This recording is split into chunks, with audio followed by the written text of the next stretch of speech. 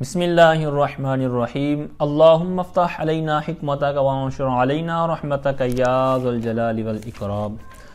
تو جی ناظرین، ہدایت النحو جاری و ساری ہے۔ تو اس کا سبق فصل جو کلمے کی اقسام تھی نا، اسم فعل اور حرف، تو یہ جو فصل ہماری آج انشاءاللہ کلیئر ہو جائے گی کہ جس کے اندر مطلب حرف کی جو تقسیم ہے، حرف کی جو مطلب بحث ہے، وہ آج انشاءاللہ عز و جل کریں گے۔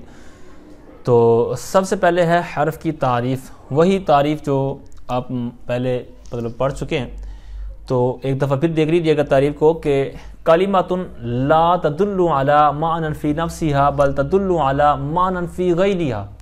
کہتے ہیں کلمہ یعنی جو حرف ہے، یہ ایسا کلمہ ہے جو فی نفسی ہی اپنے معنی پر دلالت نہیں کرتا، بلکہ یہ دلالت کرتا ہے فی غیرها، اپنے غیر کے معنی میں، یعنی غیر کے معنی کے ساتھ یہ شامل ہو کر، غیر کے ساتھ مل کر اپنے معنی پر یہ دلالت کرے گا۔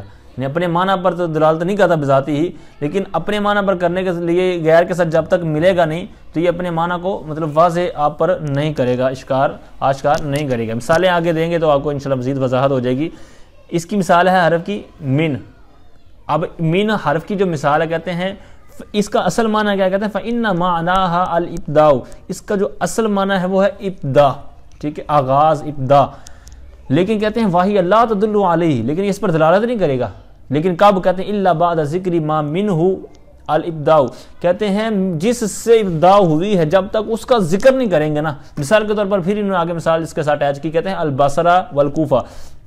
مثلا اس کو مثال آپ پوری یہ جملوں کو جو الفاظ نے بیان کیے پوری مثال دے رہے ہیں۔ کہتے ہیں جیسے سرتو، میں نے سیر کی، میں نے سفر کیا، من البصرہ، بصرہ سے، الی الکوفہ، کوفہ تک۔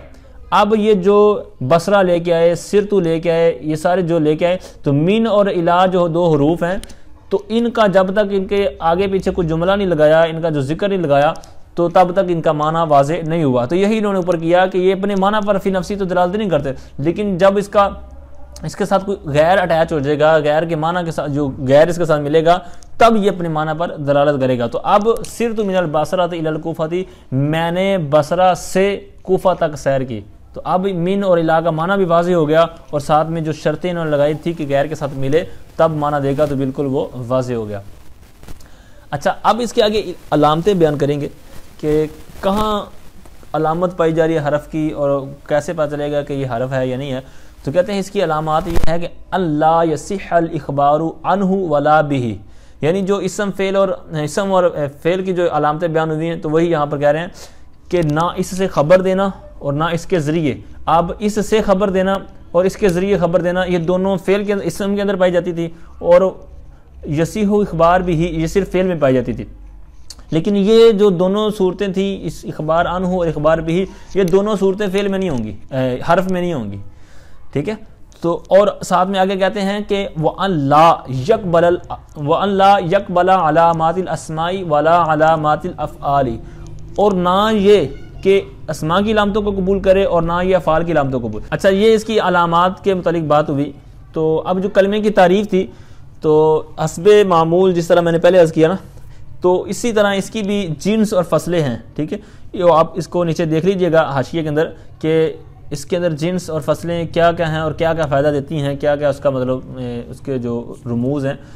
تو بہرحال اس کے جو ابھی آپ نے سنا کہ یہ اپنے فی نفسی معنی پر دلالت نہیں کرتا، تو جب اس طرح کی بات ہوئی تو ان کا نیچے حاشیہ میں جواب دیا کہ ذہن میں اعتراض ہوا، کہ سوال اٹھا کہ بھائی جب یہ کوئی فائدہ ہی نہیں دیتا، ٹھیک ہے، نہ مخبر عنہ، ٹھیک ہے، نہ مخبر عنہ اور نہ مخبر بہ، جب یہ ہوتا ہی نہیں ہے تو پھر اس کا فائدہ کیا ہے؟ یہ نہ اس سے خبر دے سکتے ہیں، نہ اس کے ذریعے خبر دے سکتے ہیں، نہ اس کا فی نفسی معنی ہے، یعنی سب کچھ ہی اس طرح کا نہیں ہے، تو پھر اس کا فائدہ کیا ہے؟ ٹھیک ہے، اور اس کو یہ جناب کلمے کی اقسام میں شامل کرنا ہو، یہ ساری چیزیں یہ سمجھ میں نہیں آئی۔ جب اس طرح کا اعتراض بنا تو انہوں نے پھر اس کا جواب دیا کہ وَلِلْحَرْفِ فِي كَلَامِ الْعَرَبِ فَوَائِدُ، کہتے ہیں حرف کے لیے، یہ جواب دے رہے ہیں اسی جو بھی اعتراض میں نے عرض کیا، کہتے ہیں کلام عرب میں حرف کے لیے بہت سے فوائد ہیں۔ فوائد یہ جمع کثرت ہے، بہت سے فوائد ہیں۔ جن میں سے چند کہتے ہیں آپ کے سامنے میں رکھتا ہوں. جیسے کہتے ہیں کربتی بین الاسمینی، دو اسم ہو اور ان کو آپس میں ربط قائم کرنا ہو، ان کو آپس میں ملانا ہو تو حرف کام دیتا ہے. جیسے کہتے ہیں زیدن اور الدارو، یہ دو مطلب اسم ہے، ٹھیک ہے. زیدن پر تنوین آ رہی ہے، یہ اسم کی علامت ہے. الدارو پر الف لام آ رہی ہے، یہ بھی اسم کی علامت آپ نے پڑھی. تو یہ دو اسم ہیں. اب دونوں کو میں سے درمیان میں جو فی ہے اس کو ایک دفعہ ہٹا کر معنی کریں، زید گھر ہے، معنی نہیں بنے گا. حالانکہ مقصود کیا ہے کہ گھر میں ہے، تو یہ فی لائیں گے تب ہی فائدہ دے گا. تو فی کے ربط کی وجہ سے کہتے ہیں زید فی الداری، زید گھر میں ہے، تو اب فی آیا تب معنی درست ہوا. تو کتنا بڑا فائدہ ہوا حرف کا، ٹھیک ہے. اسی طرح آگے والی مثالوں کو بھی آپ اسی طرح قیاس کر لیجیے گا. کہتے ہیں دونوں فعلوں میں کو ملانے کا جو ربط کا کام دیتا ہے، کہتے ہیں جیسے اریدو ان تدریبا، اریدو بھی فعل ہے اور تدریبو بھی فعل ہے، ٹھیک ہے. تو ان آیا حرف، ٹھیک ہے، تو یہ حرف آیا، تو اس کو بھی مطلب اس نے کیا فائدہ دیا، ربط کا فائدہ دیا. اسی طرح پہلے دو اسموں کی مثال ہوئی، پھر دو فعلوں کی. اب کہتے ہیں اسم اور فعل بھی ملتے ہیں آپس میں. جیسے ضربت فعل ہے، ٹھیک ہے، اور خشبہ، الخشبہ تو یہ لکڑی تھی، ٹھیک ہے، لکڑی کو بولتے ہیں، الف لام اس میں الخشبہ. تو اب با ساتھ میں ملائی تو اس نے کیا دیا، میں نے مارا لکڑی کے ذریعے. حالانکہ اگر با کو ہٹائیں تو معنی بنے گا میں نے لکڑی کو مارا، ٹھیک ہے. فعل فاعل اور خشبہ مفعول بھی بن جائے گا. میں نے مفعول بھی یعنی خشبہ کو مارا. حالانکہ یہ تو مقصود ہی نہیں ہے، مقصد ہے کہ میں نے چھڑی یعنی لاٹھی لکڑی وغیرہ جو بھی ہے اس کے ذریعے مارا. تو یہ با کی وجہ سے معنی مکمل ہوا. آگے دو جملے کہتے ہیں اول جملہ تعینی، یا دو جملوں کو ملانے کا یہ کام دیتا ہے حرف. کہتے ہیں جیسے ان جاءنی زید اکرمتہ، ٹھیک ہے. تو اب ان آیا تو اس نے جاءنی زید ایک یہ جملہ ہے، اکرمتہ ایک علیحدہ جملہ ہے، تو یہ دو جملوں کو ان نے ملایا، ٹھیک ہے. وغیرہ وغیرہ ذالک من الفوائد، کہتے ہیں یہ تو چند فوائد بیان کیے، اس کے علاوہ اور بھی بہت سے فوائد ہیں جس کو آپ انشاءاللہ عز و جل معرفت ان کی حاصل کریں گے. کب؟ فی القسم الثالث انشاءاللہ تعالی، یعنی قسم ثالث میں. تو یہ قسم ثالث انشاءاللہ پڑھیں گے، اللہ تعالی ہمیں جلد جلد وہاں تک پہنچائے.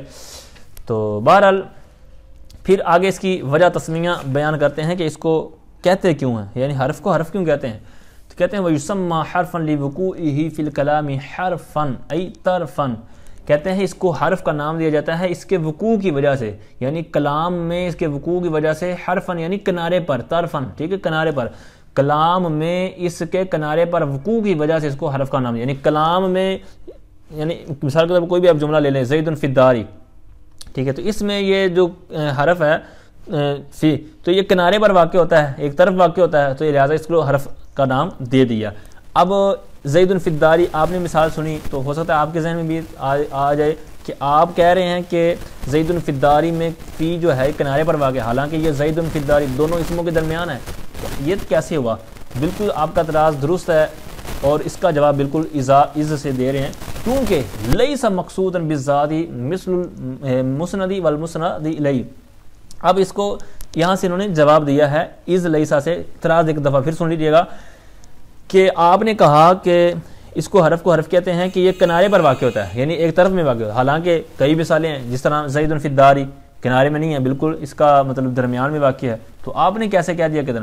تو اس کا جواب دے رہے ہیں کہ ہمارا کنارے سے مقصود یہ نہیں ہے کہ وہ جو نظر میں آتا ہے وہ کنارے پر ہو، ہمارا وہ مقصود نہیں. ہمارا مقصود یہاں پر حرف طرف اور کنارہ جو مراد ہے وہ یہ ہے کہ وہ مقصود جس کو کہتے ہیں مقصود. تو یہاں پر یہ جو حرف ہے یہ مقصود نہیں ہوتا، ٹھیک ہے. لیس مقصودا بذات، یہ ذاتی طور پر مقصود نہیں ہوتا، ٹھیک ہے. جس طرح مثال کے طور پر مسند اور مسند لہ ہوتا ہے، یعنی ایک چیز مسند لہ ہے، جس طرح پیچھے آپ اس کے لیے لفظ استعمال کرتے آئے ہیں محکوم لہ، محکوم بھی، ٹھیک ہے، اخبار عنہ، اخبار بھی. تو یہ حرف نہ اخبار بھی ہوتا ہے نہ اخبار، جس طرح آپ نے ابھی اس کی علامات میں سنا. تو یہ اس لحاظ سے ہم نے کہا ہے کہ یہ کنارے پر واقع ہوتا ہے، ایک طرف میں واقع ہوتا ہے، ٹھیک ہے، یعنی گویا کہ ردی نکارہ جس کو بولتے ہیں، ٹھیک ہے.